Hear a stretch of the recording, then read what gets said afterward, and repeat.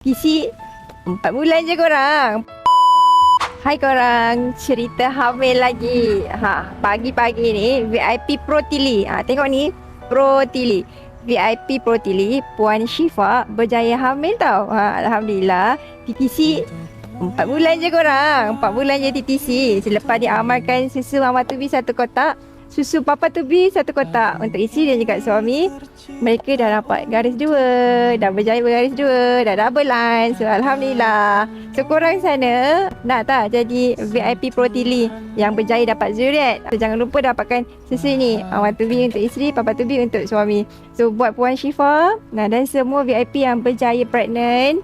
So next step, so ni kita TTC kan, TTC journey. So sekarang ni kita punya pregnancy journey pula. So kita kena jaga kandungan tu sehabis baik, beri zat yang terbaik. Ibu tu jangan lasak-lasak, stabilkan emosi supaya baby sihat elok, baby grow elok. Kita nak tengok baby ni survive selama 9 bulan. Boleh terus amalkan ini sewaktu mengandung supaya ibu sihat, baby sihat. Ni Mama Tubi untuk awak lah. So tahniah, semoga dimudahkan urusan. Bye bye.